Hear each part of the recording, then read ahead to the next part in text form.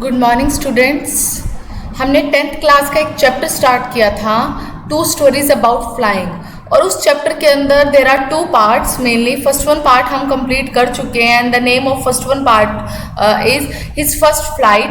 आज हमने second part start करना है और सेकेंड पार्ट का नाम है द ब्लैक एरोप्लेन। ओके, जो सेकंड पार्ट है उनका नाम उस पार्ट का नाम है the black aeroplane which is written by Frederick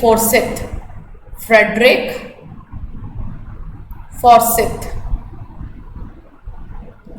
okay, अब जब हमने ये टाइटल पढ़ा तो टाइटल में इतना पता लग रहा है कि इस पार्ट के अंदर हम एक ऐसे एरोप्लेन के बारे में पढ़ेंगे जो ब्लैक है कलर में, बट साइड बाय साइड इसके अंदर एक और एरोप्लेन का भी मेंशन किया गया है। उस एरोप्लेन का नाम है डैकोटा एरोप्लेन। ठीक है, और जो पर्सन डैकोटा एरोप्लेन चला रहा है ना, वो जो है फ्रांस से इंग्लैंड जा रहा है, अपने घर वापस जा रहा है। बट मीनवाइल कुछ ऐसे चेंजेस आ जाते हैं, कुछ ऐसी प्रॉब्लम आ जाती है जिसकी वजह से वो जो है बड़े ही इजीली जो है अपने डेस्टिनेशन पे नहीं पहुंच पाता। समहाउ कुछ और सिचुएशंस बिल्डअप होती हैं, कुछ ऐसे चेंजेस आते हैं उसके पाथ पर जिस कारण से वो इजीली अपने डेस्टिनेशन पर पहुंच जाता है। बट ये सब कुछ अच्छे से समझने के लिए हम इसकी line to line explanation start करेंगे। जो पहली लाइन जो हमारी स्टार्ट हो रही है वो यहाँ से है, the moon was coming up in the east. तो मतलब यहाँ पर सबसे पहला जो मेंशन है वो स्काई का किया जाएगा कि मौसम कैसा है, आसमान कैसा है। ओके, इस तरीके से स्टार्टिंग हो रही है। कहा गया है the moon was coming up in the east. जो चांद, जो चंद्रमा है, जो मून है, वो ईस्ट की तरफ से आ रहा है, बिहाइंड मी। और यहाँ पर पर्सन है एक बिहाइंड मी, यहाँ पे ध्यान से समझिएगा।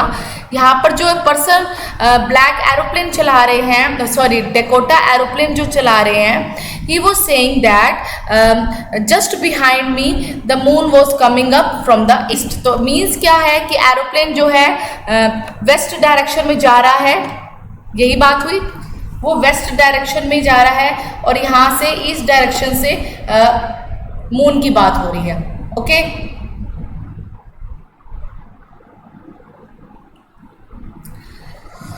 एंड स्टार्स वो shining in the clear sky above मी। और जो चांद, जो तारे हैं वो इस खुले आसमान में, साफ आसमान में बहुत अच्छे से चमक रहे हैं। There was not a cloud in the sky. कहते बिल्कुल भी क्लाउड नहीं था, बिल्कुल भी काले बादल नहीं थे आसमान में। I was happy to be alone high up above the sleeping country side.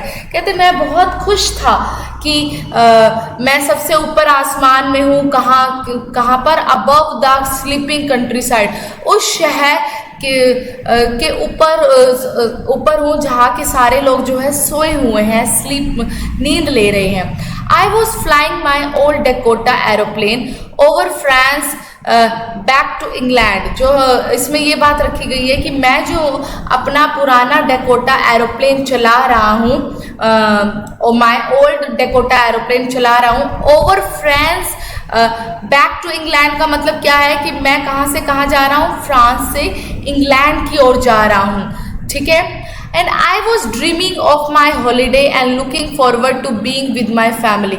और साथ ही साथ मैं सपने ले रहा हूँ अपनी छुट्टियों के बारे में सोच रहा हूँ। एंड लुकिंग फॉरवर्ड, और आगे के टाइम के बारे में भी सोच रहा हूँ कि अब मैं अपना टाइम किसके साथ स्पेंड करूँगा? विद माई फैमिली, अपने परिवार के साथ। I looked at my watch, मैंने अपनी घड़ी में देखा और घड़ी में क्या टाइम था? 1:30 इन द मॉर्निंग। और उस वक्त क्या टाइम था? सुबह के 1:30 बजा हुआ था, या ये कहो कि हम अपनी लैंग्वेज में कह देते हैं कि रात के 1:30 बजे हुए थे। ठीक है, तो यहाँ पर एक बात और भी मेंशन मैं कर देती हूँ। मैंने पहले ही बताया था कि एक ऑटोबायोग्राफिकल कंटेक्स्ट में लिखा गया था, तो यहाँ पर खुद फ्रेडरिक फॉर्सिथ अपने एक्सपीरियंस को शेयर कर रहे हैं यहाँ पर हमारे साथ। ठीक है, तो वही बात रखी गई है। तो जहाँ पर भी आए, माए, मी आ रहा है, तो दैट मीन्स फ्रेडरिक फॉर्सिथ के बारे में ही बताया गया है। इधर फ्रेडरिक फॉर्सिथ अपने एक्सपीरियंसेस को हम रीडर्स के साथ शेयर कर रहे हैं। ठीक है, जहाँ भी ऑटोबायोग्राफिकल कंटेक्स्ट की बात होती है, तो ऑटोबायोग्राफिकल का मतलब ये है कि अपनी जीवनी लिखना, अपनी जिंदगी के कुछ पहलू का डिस्कशन करना या शेयर करना। ओके, नेक्स्ट है I should call Paris control soon. मुझे जल्दी ही बात करनी चाहिए पेरिस कंट्रोल के साथ। पेरिस कंट्रोल के साथ किस लिए बात रखी गई है? क्योंकि ये जो पर्सन है फ्रांस से इंग्लैंड जा रहा है, ठीक है, कहाँ? फ्रांस से इंग्लैंड। तो जब फ्रांस से इंग्लैंड जा रहा है तो पेरिस जो है फ्रांस में ही आ रहा है, ओके तो इसलिए वो पर्सन कहता है कि मुझे पेरिस कंट्रोल रूम में बात करनी चाहिए ताकि इजीली जो है मेरी क्या कहते हैं पता लग जाए, लोकेशन पता लग जाए कि वो किस तरफ है और किस तरफ उसे टर्न लेना है। As I look down past the nose of the aeroplane, कहते जैसे ही मैंने नीचे की तरफ देखा, किस तरफ देखा? एरोप्लेन के नोज की तरफ। एरोप्लेन का नोज के मतलब यहाँ पे क्या बात की गई है कि जैसे एरोप्लेन का जो आगे पॉइंटेड पार्ट होता है उसकी बात की गई है यहाँ पर, ठीक है। कहते जैसे ही मैंने उसकी तरफ देखा, I saw the lights of a big city in front of me. तो मैंने क्या देखा? बड़े शहर की रोशनी, लाइट्स को मैंने अपने सामने पाया। इन फ्रंट ऑफ मी का मतलब अपने सामने। I switched on the radio, मैंने रेडियो को चलाया, स्विच ऑन किया एंड सेड, और कहा Paris control Dakota DS088 hair. ये बहुत ज़रूरी बात है, ये आपका 1 मार्क में आता भी है कि जब वो बात करता है ना कि पेरिस कंट्रोल, तो वो स्पेशली ये पूरा नाम यहाँ पर इसको लर्न कर लीजिएगा सभी स्टूडेंट्स, डेकोटा DS088, क्योंकि कई बार 1 मार्क्स का ये क्वेश्चन आ जाता है कि उस एरोप्लेन का पूरा नाम क्या था। तो Dakota DS088। Can you hear me? क्या आप मुझे सुन पा रहे हो? I am on my way to England, मैं इंग्लैंड की तरफ अपने इंग्लैंड की ओर जाने के लिए या इंग्लैंड की तरफ जाने के लिए अपने रास्ते पर ही हूँ। ओवर, ओवर का मतलब जैसे ही बात हमारी फिनिश होगी तो हम बोलते हैं over. The voice from the radio answered me immediately, तो एकदम से इमीडिएटली रेडियो में आवाज़ आई, आंसर मिला मुझे, DS088 I can hear you, मैं तुम्हें सुन सकता हूँ। You out to turn 12 degrees west now, तुम्हें 12 डिग्री घूमना है वेस्ट डायरेक्शन में, पश्चिम दिशा की ओर। DS088 ओवर, ओवर मतलब बात फिनिश होगी उसकी भी। आई चेक द मैप, मैंने मैप को चेक किया। The compass switched over to my second, और साथ ही साथ मैंने कंपास को भी check the map and the compass, इन दोनों को मैंने चेक किया। And switch over to my second and last fuel tank, और किसको स्विच ओवर किया? मतलब उसको यूज़ किया, लगाया, किसको? जो मेरा आखिरी फ्यूल टैंक पड़ा था, मतलब एक लगा रखा होता है, एक साथ लेकर चलते हैं, तो वो सेकेंड और लास्ट दोनों ही बातें आएंगी। उस फ्यूल टैंक को उसने लगाया। And turn the Dakota 12 degrees west towards England, और इंग्लैंड की तरफ उसने 12 डिग्री पश्चिम की दिशा में डेकोटा को मोड़ दिया। I will be in time for breakfast, मैं समय पर पहुंच जाऊंगा नाश्ते के टाइम। आई थॉट, मैंने सोचा, a good big English breakfast, एक बड़ा सा इंग्लिश ब्रेकफास्ट मैं लूंगा।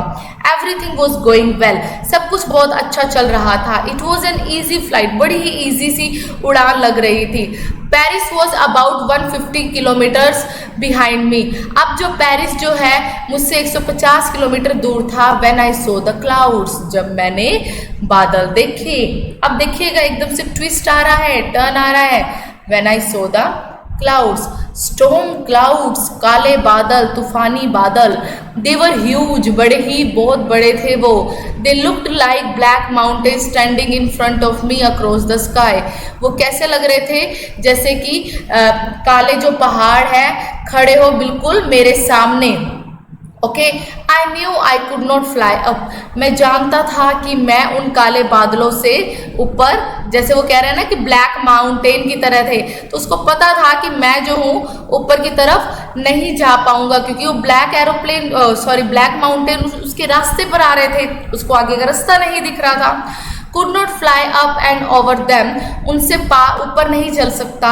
And I did not have enough fuel, और ना ही मेरे पास इतना फ्यूल है कि to fly around them to the north और साउथ, और ना ही मेरे पास इतना फ्यूल है कि मैं इस ब्लैक एरोप्लेन से के चारों ओर से निकलकर आगे चला जाऊं। ठीक है, मतलब एक इस तरीके से जाना रास्ता थोड़ा सा था, बट अगर वो बड़ा टर्न लेकर जाता, चाहे वो नॉर्थ डायरेक्शन से जाए या साउथ डायरेक्शन से जाए, तो उसके लिए रास्ता काफ़ी बड़ा था और उसके पास इतना फ्यूल भी नहीं था। I ought to go back to Paris. मैंने क्या मुझे मतलब वो बात कर रहा है आई थॉट, मैंने सोचा कि मुझे पेरिस वापस जाना चाहिए, but I wanted to get home, पर मैं तो घर वापस जाना चाहता था। आई वॉन्टेड दैट ब्रेकफास्ट, मुझे तो वो नाश्ता चाहिए था। I will take the risk. अब ये लाइन भी ध्यान से समझिएगा, काफी इंपॉर्टेंट है। लाइन टू लाइन एक्सप्लेनेशन मैं इसी वजह से करवा रही हूँ कि कॉम्प्रिहेंशन आते हैं, और ये कॉम्प्रिहेंशन काफी बार आया है जो स्टार्ट होता है I will take the risk. मतलब कौन है यहाँ पे, प्रोनाउन आई किसके लिए यूज किया गया, first one. And second one aspect ये पूछा जाता है कि रिस्क क्या लिया, जोखिम क्या लिया उसने। Okay, I will take the risk, मैं रिस्क लूंगा, मैं जोखिम उठाऊंगा। आई थॉट, मैंने सोचा। And flew that old Dakota straight into the storm, और मैंने उड़ा दिया उस ओल्ड डेकोटा को बिल्कुल तूफान के सीध में, straight into the storm. Clear? तो ये उसने जोखिम लिया कि ना उसने वापस मुड़ने का फैसला लिया कि मुझे पेरिस जाना चाहिए वापस, ना ही उसने बड़ा टर्न लेने का फैसला लिया कि मैं नॉर्थ या साउथ डायरेक्शन से जाऊं, बल्कि उसने स्टॉर्म को डायरेक्टली फेस करने का रिस्क उठाया। इनसाइड द क्लाउड्स, बादलों के अंदर, एवरीथिंग वो सडनली ब्लैक, सब कुछ एकदम से काला हो गया था।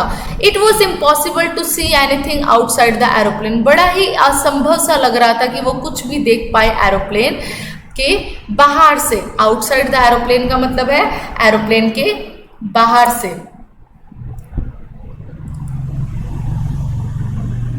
ठीक है, द ओल्ड एरोप्लेन जम्प्ड, जो पुराना एरोप्लेन था उसने जंप लगाया, एक तरह से बड़ी छलांग भरी। And twisted in the air, और जो हवा में एक तरह से घूम सा गया, ट्विस्ट हो गया। I looked at the compass, मैंने इमीडिएटली कंपास की तरफ देखा। And I could not believe, और मुझे विश्वास नहीं हुआ। देखिए यहाँ पर एक पिक्चर भी मेंशन हो रही है कि ओल्ड डेकोटा में ये पर्सन बैठा है और बाहर से ब्लैक क्लाउड्स है, जैसे कि आप स्क्रीन पर देख भी रहे हैं कि बिल्कुल ब्लैक क्लाउड्स है, और ये एक ब्लैक एरोप्लेन भी आया है। ठीक है, तो लास्ट लाइन क्या थी, आई could not believe my eyes, मुझे अपनी आंखों पर विश्वास ही नहीं हुआ। The compass was turning round and round and round, जो कंपास जो था वो बार बार घूम रहा था, मतलब बिल्कुल इम्बैलेंस सा हो रहा था, डायरेक्शन कुछ भी नहीं पता लग रही थी। क्यों हो रहा था? इट वॉज डेड, वो भी खराब हो चुका था। इट वुड नॉट वर्क, वह काम नहीं कर रहा था। The other instrument were suddenly dead too, I tried the radio, और मैंने जो अदर इंस्ट्रूमेंट्स थे उन्होंने भी काम करना बंद कर दिया, और मैंने फटाफट रेडियो चलाने की कोशिश की। Paris control can you hear मी, अब वो पूछता है पेरिस कंट्रोल क्या आप मुझे सुन सकते हो? देयर वॉज नो आंसर, कोई जवाब नहीं मिला। The radio was dead too, radio भी खराब हो चुका था। I had no radio, no compass, and I could not see where I was, ना मेरे पास रेडियो था ना कंपास था, और मैं नहीं देख पा रहा था कि मैं इस वक्त कहाँ हूँ। I was lost in the storm, मैं तो तूफान में खो ही गया था, गुम हो गया था, भटक गया था। Then in the black clouds quite near me, तब एकदम से लगा कि काले बादल एकदम से सारे के सारे मेरे सामने ही हैं। आई सो अनदर एरोप्लेन, मैंने एक और एरोप्लेन देखा। It had no lights on its wings, और ऐसा लग रहा था कि उस एरोप्लेन में उसके जो पंख हैं, ठीक है, उसके जो पंख हैं उनमें कोई लाइट ही नहीं दिख रही थी। तो इनमें जो लाइट थी वो कुछ भी नहीं थी, क्रॉस था इसके विंग्स पर। But I could see it flying next to me, पर मुझे ऐसा लग रहा था कि वो उड़ रहा है जस्ट मुझसे आगे। थ्रू द स्टॉर्म, बादलों के की ओर, बादलों में। ठीक है, थ्रू द स्टॉर्म का मतलब बादलों के अंदर। आई could see the pilots face, मैं चेहरा भी देख पा रहा था उस पायलट का। एंड टर्न टूवर्ड्स मी, उसने उस पायलट ने मेरी तरफ अपना फेस किया, घुमाया।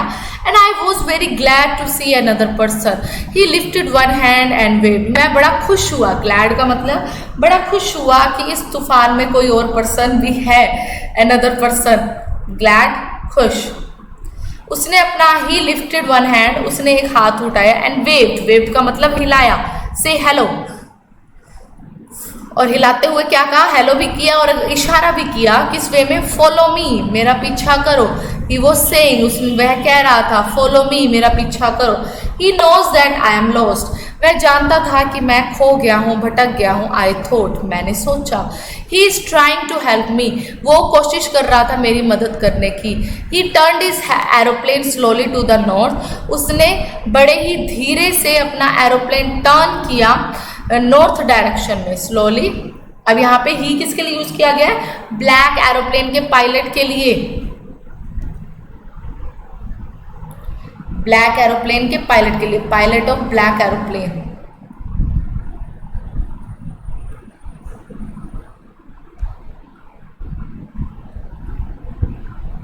Okay, he turned his aeroplane slowly to the north in front of my Dakota, मेरे डकोटा के बिल्कुल सामने, so that it would be easier for me to follow him, इस तरीके से बड़ा ही आसान हो जाएगा मेरे लिए ताकि मैं उसका easily follow कर पाऊँ। I was very happy to go behind the strange aeroplane like an obedient child, मैं बड़ा ही खुश था कि एक ऐसे strange aeroplane का के पीछे पीछे चल रहा हूँ जैसे कोई एक obedient child चलता है, मतलब एक आज्ञाकारी बच्चा। After half an hour, the strange black aeroplane was still there in front of me in the clouds. आधे घंटे बाद तक भी वो ब्लैक एरोप्लेन मेरे आगे ही था उन घने बादलों में। And now there was only enough fuel in the old Dakota's last tank to fly for 5 or 10 minutes more. अब सिर्फ इतना ही फ्यूल रह गया था ओल्ड डकोटा में कि लास्ट टैंक में कि मैं सिर्फ 5 से 10 मिनट ही और उड़ान भर सकता हूँ। I was starting to feel frightened again, मैं फिर से डरने लगा कि अब फ्यूल तो है ही नहीं मेरे पास। But then he started to go down, पर फिर वो नीचे उतरना उसने शुरू किया। किसके लिए? ही ब्लैक एरोप्लेन की बात कर रहा है कि उसके पीछे पीछे वो चल रहा था, फिर इमीडिएटली वो सोचता है कि उसके एरोप्लेन में तो और फ्यूल ही नहीं है, 5 या 10 मिनट ही वो चल पाएगा। ये बात सोच ही रहा होता है तो उसने नोटिस किया कि जो ब्लैक एरोप्लेन का पायलट है वह नीचे लैंड करना उसने शुरू कर रहा है वो। And I followed through the storm, तो मैं उसका उस तूफान में भी उसका सामने पीछा कर रहा था, फॉलो कर रहा था उसको। सडनली, एकदम से, I came out of the clouds, मैं क्लाउड से बाहर निकला, बाहर आ गया। And saw 2 long straight lines of lights in front of me, और मैंने क्या देखा? 2 स्ट्रेट लाइन्स थी, वो भी किसकी? लाइट्स की, इन फ्रंट ऑफ मी। तो बेटा ये रनवे होता है, जैसे हमने उतरना होता है तो जो जिस पाथ पर हमने उतरना होता है, जिस जगह पर उतरना होता है, तो उस रोड पर लाइट्स लगी होती है ताकि इजीली वो 2 लाइंस में इजीली हमें वो रास्ता दिखाई दे अगर रात के वक्त भी लैंडिंग करनी है तो। Okay, It was a runway and an aeroplane, an airport. I was safe. मैं safe था. I turned to look for my friend in the black aeroplane, but the sky was empty. मैं मुड़ा अपने उस दोस्त को देखने के लिए जो ब्लैक एरोप्लेन में था, पर जो आसमान था वो खाली था। Empty का मतलब खाली, वीरान, मतलब मेरे कोई भी नहीं था। There was nothing there. कोई भी नहीं था। The black aeroplane was gone, वो जा चुका था। आई could not see it anywhere, मैं उसको नहीं देख सका कहीं और। आई लैंडेड, मैं उतरा। And was not sorry to walk away from the old Dakota near the control tower. ठीक है, और कहते मेरे को एक पल के लिए भी मैं इस चीज़ के लिए सॉरी फील नहीं किया। मैंने इमीडिएटली जो है मैं ओल्ड डकोटा एरोप्लेन से उतरा और कंट्रोल टावर में गया। I went and asked a women in the control centre where I was and who the other pilot was. मैं फटाफट गया और उस वुमेन से पूछा जो कंट्रोल सेंटर में बैठी थी कि मैं इस वक्त कहाँ हूँ और वो दूसरा पायलट कहाँ था, कहाँ है। आई वॉन्टेड टू से थैंक यू, क्यों? क्योंकि मुझे उसको पर्सनली थैंक यू कहना है जिसने इस दौरान मेरी हेल्प की है। She looked at me very strangely and then laughed. उसने मेरे ऊपर बड़े ही हैरानी से मुझे देखा और हंसने लगी। देन लाफ्ड मतलब हंसने लगी। अनदर एरोप्लेन, दूसरा aeroplane, up there in the storm, ऊपर इस तूफान में। No other aeroplanes were flying tonight, इस रात कोई भी और एरोप्लेन नहीं उड़ान भर रहा था। Yours was the only one I could C on the radar, तुम्हारा ही एक एरोप्लेन था जो आसमान में उड़ रहा था। मैं ये चीज़ मैं देख भी पा रही थी रडार में। So who help me. अब यहाँ पे खुद वो फ्रेडरिक फॉर्सिथ कहते हैं कि किसने मेरी मदद की, to arrive there safely without a compass और अ रेडियो, यहाँ तक मुझे सुरक्षित पहुँचाने में जब मेरे पास ना कंपास था ना radio, and without any more fuel in my tanks, और ना ही मेरे टैंक्स में इतना फ्यूल था।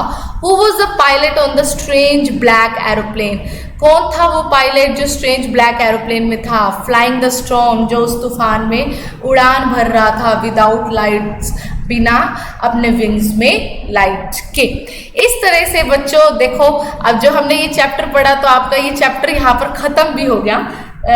एक चीज बताना चाहूंगी, यहाँ पर भी काफी ओपन एंडिंग स्टोरी रही है। ओपन एंडिंग स्टोरी का मतलब कोई प्रॉपर फिक्स एंड नहीं हुआ, बस यहाँ पर आकर एक तरह से क्वेश्चन मार्क लग गया कि वो कौन सा ब्लैक एरोप्लेन था, ब्लैक एरोप्लेन में पायलट कौन था, कुछ भी नहीं बताया हमें ऑथर ने, कुछ भी नहीं, ठीक है। इवन देन क्वेश्चन मार्क करके हमारे छोड़ दिया भी यहाँ पर क्या है। तो इसलिए इसको कहा जाता है ऐसी स्टोरीज को ओपन एंडिंग भी, मतलब हम अपने आइडियाज से, क्रिएटिविटी से, क्यूरियोसिटी से अलग अलग हर कोई अपने आइडियाज दे सकता है कि ब्लैक एरोप्लेन में घोस्ट भी हो सकता है, या कोई भगवान हो सकता है जो मदद करने आया है, या कोई एंजल हो सकता है, कुछ मिरेकल हो सकता है, जादू हो सकता है, सब अपने अपने व्यूज रख सकते हैं। यहाँ पर काफी ओपन एंडिंग करी है उन्होंने। हाँ, तभी छोटी सी है, इंटरेस्टिंग है स्टोरी, पढ़ने में मजा भी आया। पूरा मतलब पार्ट हम पढ़ते हैं कि पता नहीं लास्ट में क्या होगा क्या होगा, और जब फिनिश होता है तो खुद वो पर्सन ही अपने इस क्वेश्चन से फिनिश करता है पार्ट को, who was the pilot on the strange black aeroplane flying in the storm and without lights. भी कौन था वो पायलट, कहाँ से आया वो ब्लैक एरोप्लेन, वो खुद भी यही बातें सोचते हुए पार्ट की एंडिंग कर देता है, ठीक है। इस तरीके से ये चैप्टर काफ़ी इजी था। फर्स्ट वन पार्ट भी काफ़ी इजी था, जिसमें हमने सीगल के बारे में पढ़ा था, यंग सीगल के बारे में, वो भी काफ़ी, उससे भी काफ़ी कुछ सीखने को मिला। हमारा चाइल्डहुड एक्सपीरियंसेस भी तो ऐसे ही होते हैं, जब हम अपनी ज़िंदगी में कुछ नया सीखते हैं तो इसी तरीके से डर डर के सीखते हैं। हमारे पेरेंट्स, हमारे ब्रदर्स एंड सिस्टर्स हमें कंटिन्यूसली पुशअप करते हैं कि नहीं तू कर सकता है, यू कैन डू इट, तुझे करना ही होगा, और ऐसे सर्कमस्टांसेस क्रिएट करते भी हैं कि हम खुद ही वो काम करते हैं, ठीक है। और सेकंड पार्ट में जैसे कि आपने पढ़ाई है, एक ऑल डेकोटा DS-088 और एक ब्लैक एरोप्लेन, इन दो एरोप्लेन का यहाँ मेंशन हुआ है। तो इस क्वेश्चन को बार बार याद कर लीजिएगा, ऑल डेकोटा DS-088 और I take a risk, risk कौन सा था, ठीक है। Both are very important. जो भी इम्पोर्टेंट क्वेश्चंस होंगे मैं आपको साथ के साथ बता भी दूंगी इस चैप्टर के। टिल देन इस चैप्टर को अच्छे से रीड करिए। Okay, thank you, thanks a lot.